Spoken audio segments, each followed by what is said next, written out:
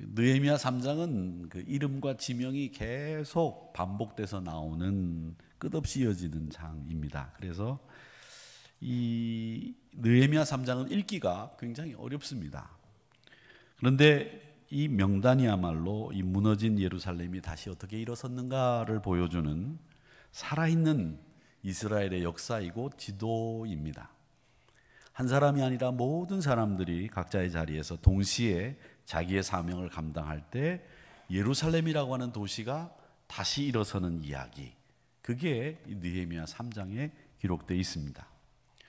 오늘 108주년을 맞은 한우리교회도 역시 모든 사람이 각자 자기의 자리에서 동시에 일어날 때 회복과 능력의 역사가 나타나게 될 줄 믿습니다. 저는 우리 모두가 이런 선언을 하기 원합니다.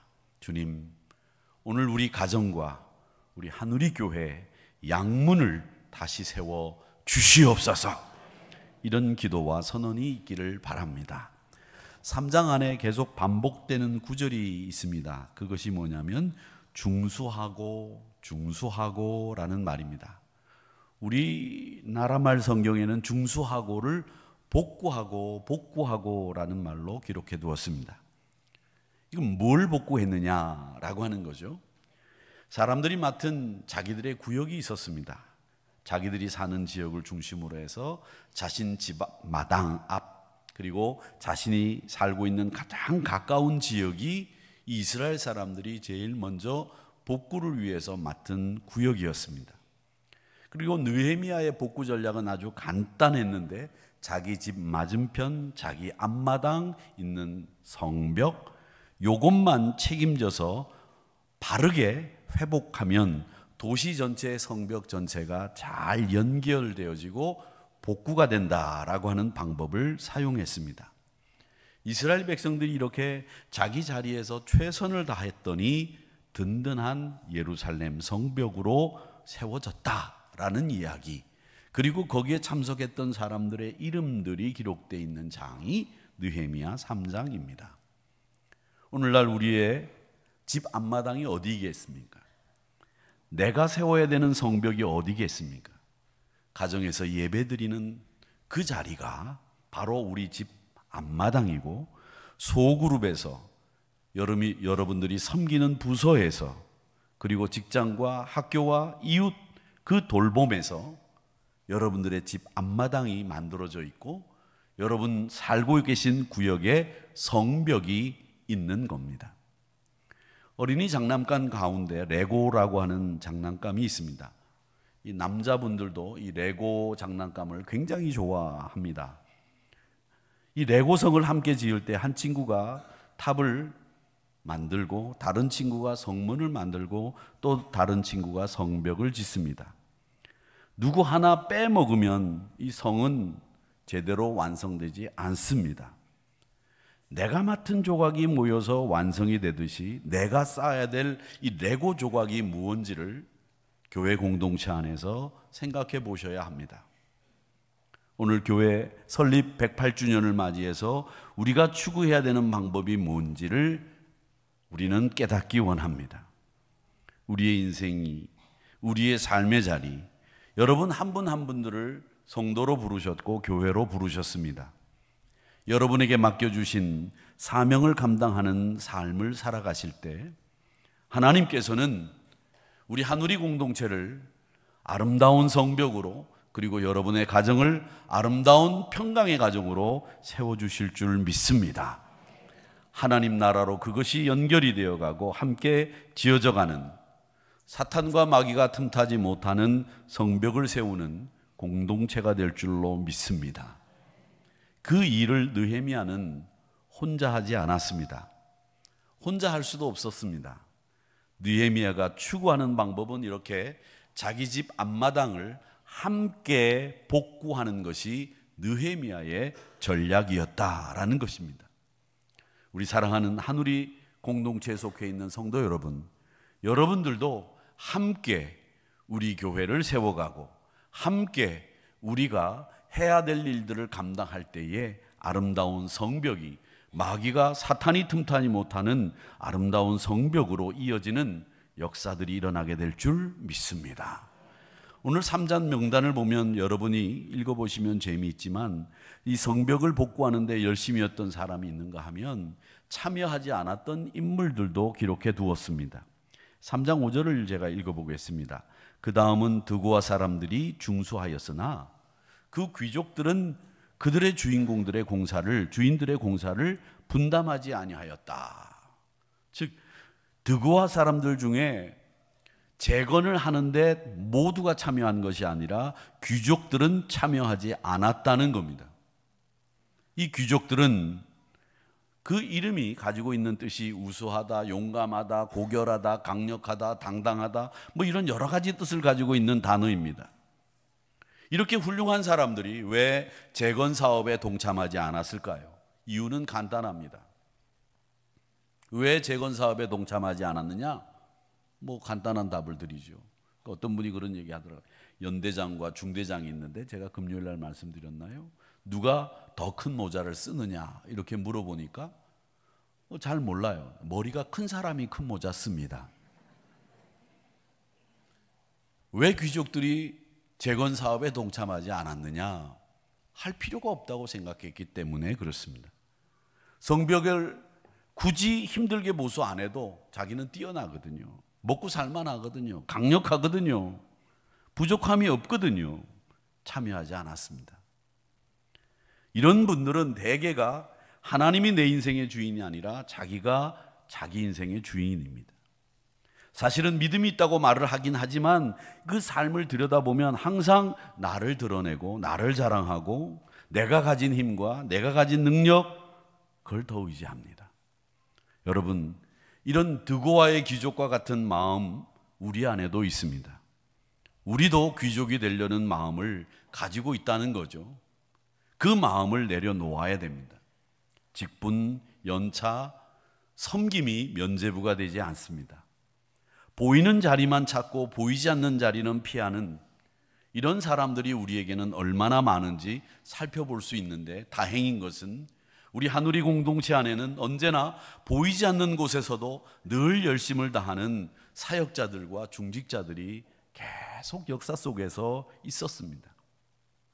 저는 이런 예배를 드릴 때마다 항상 제 눈에는 지금 안 계신 우리 장로님들과 권사님들이 눈에 보이는 듯 합니다. 그분들이 그립고 사실은 보고 싶습니다. 그분들이 그렇게 헌신하고 애를 쓰셨기 때문에 우리 한우리 교회가 108년이라고 하는 역사를 지켜왔다는 것을 잊어서는 안 됩니다. 그분들의 노고를 잊어서는 안 되고 그분들이 교회를 위해서 얼마나 헌신하셨는지를 늘 순간마다 이때 기억해야 되는 것이 우리 한우리 교회 성도님들이 다른 교회와 달리 꼭 해야 되는 일입니다. 오늘 오후 예배 때도 우리 세 분의 장로님이 원로로 또 명예로 추대를 받는데 참 귀하고 아름다운 일이라고 생각합니다. 이런 일들이 우리 한우리 교회가 잘 감당하고 또 시무를 이제 마치고 은퇴하시는 장로님들을 존경의 박수로 수고하셨습니다, 감사합니다, 이렇게 우리 성도들 모두가 마음을 갖고 존경의 예로 시무를 마침에 박수를 쳐드리는 것이 우리 한우리 교회가 꼭 지켜야 되는 전통이고, 아름다운 그들의 사역을 우리가 기억하면서 우리도 그렇게 해야 되겠다라고 하는 결단을 하는 귀한 시간들이 되는 한우리 교회만의 전통들로 세워나갔으면 좋겠다라는 생각을 합니다. 이 3장을 쭉 묵상해 보면 이런 생각이 듭니다. 나열된 내용들을 이렇게 보면 47개의 성벽 구간이 있었고 70명의 개인 이름과 38개의 가문의 이름이 이 3장 안에 정리가 되어 있는데, 한마디로 이야기하면 느헤미야와 70명의 사역자들이 이 성벽 재건을 위해 수고를 했습니다.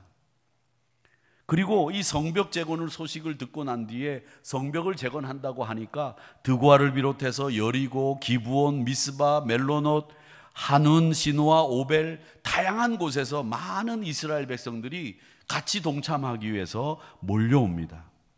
직업도 다양했습니다. 신분과 직업과 출신이 각기 다른 사람들이 그 성벽 재건을 위해서 몰려들었습니다. 그런데 재미있는 것은 다양한 출신, 직업, 이름이 다 기록되어 있는데 정작 리더인 느헤미야의 이름은 빠져 있다는 겁니다. 보통 우리가 명단을 쓰면 그 명단에는 리더의 이름이 제일 먼저 나오고 그 다음에 다음 분들의 이름이 나오는데 이 리더의 이름이 나오지를 않았습니다. 저는 이렇게 적용해 봤습니다.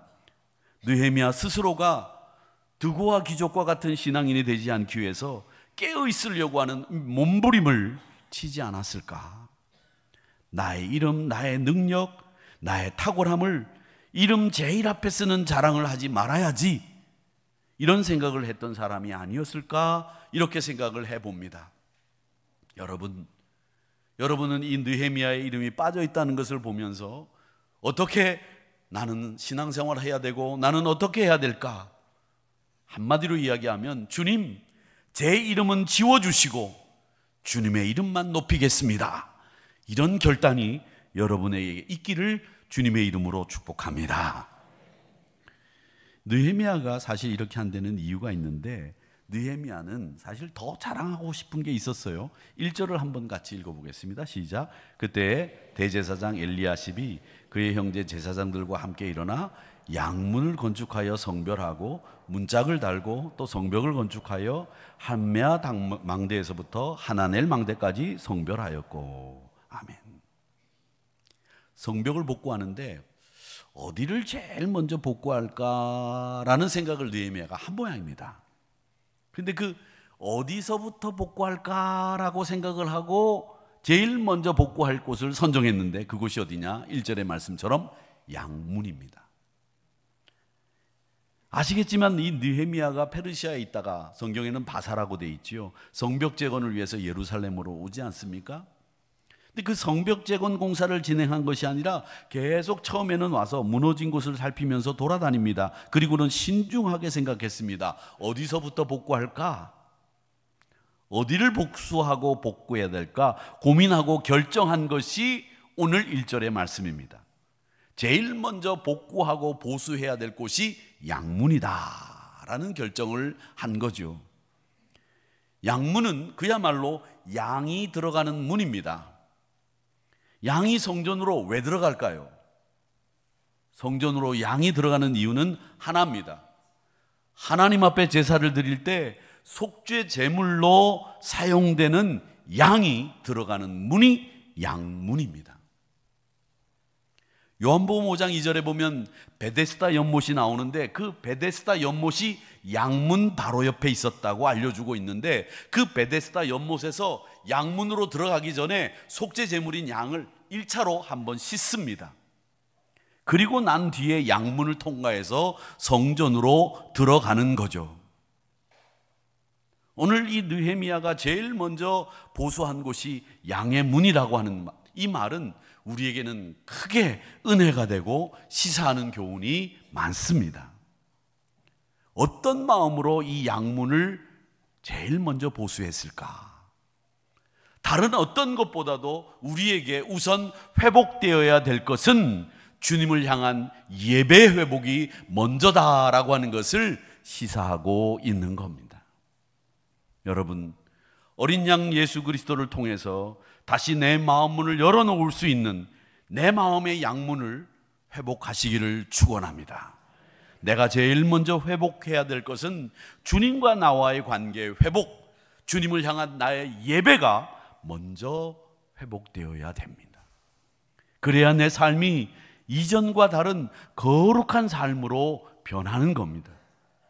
이 예배 회복이 없이는 우리의 모든 회복은 일어나지 않습니다. 진정한 회복은 주님이 내 마음에 다시 들어오는 문이 회복되는 것입니다. 우리는 수없이 많이 들여다보는 이 스크린 타임의 시간을 가지고 있습니다. 제가 목요일 날 아침에 지하철을 이렇게 타고 기차를 타고 어디를 다녀오는데 지하철을 타려고 이렇게 줄을 서 있는데 말이죠. 저는 이게 가방을 메고 있어서 핸드폰을 가방 안에다 다 넣었는데 저만 핸드폰을 안 보고 있어요. 그래서 저도 꺼내서 봐야 되나 이런 생각이 들 정도로 다 들여다보고 있어요. 그래서 제가 이제 차만 타고 다니다가 이 지하철을 타면서 참 놀란 것은, 야, 우리가 의외로 너무 많이 핸드폰을 들여다본다. 여러분 좀 들여다보지 마세요. 너무 많이 들여다봐요. 이게 우리 신앙생활에 크게 도움이 안 되는 것 같아요. 스크린 타임이 너무 많다. 그러니까 과로하고 눈이 아프고 피로하고 또 분주함이 너무 바빠요. 그러니까 이런 것들이 우리가 양문으로 들어가는 것을 막는 장애구나라는 생각을 해보았습니다. 거룩함이 회복된다는 것은 우리 그리스도인들의 삶의 능력이 회복된다는 것이고 우리가 그리스도인답게 살아간다는 것입니다. 사랑하는 성도 여러분, 하나님께서 이 땅에 교회를 세우신 목적이고 우리 하누리교회를 세우신 목적이 뭐냐? 많은 분들이 그리스도인답게 살아가고 삶의 능력이 회복되게 하기 위해서 이 하누리교회를 세우셨고 그 일을 감당하기 위해서 30년 동안 수고하셨고 또 여러분들이 여기에 계신 겁니다. 오늘 온 세대 예배로 우리 자녀들도 이 자리에 함께 있는데 저는 앞으로 하누리교회를 이끌어갈 다음 세대들 축복하고 여러분들이 놓치지 말아야 될 것은 어떤 상황 속에서도 그 다음 세대들에게 이 예배의 자리를 놓치지 않도록 가르치고 또 가르쳐야 될 줄로 믿습니다. 우리의 자녀들이 이 예배 자리로 나올 수 있도록 우리가 기도하고 노력해야 됩니다. 저는 우리 아이들을 볼 때마다 우리가 100주년 기념 예배를 드렸는데 200주년 기념 예배가 어떻게 진행이 될지 참 머릿속에 여러 가지들이 그려집니다. 저는 그 200주년 기념 예배에 꼭 참석하고 싶습니다.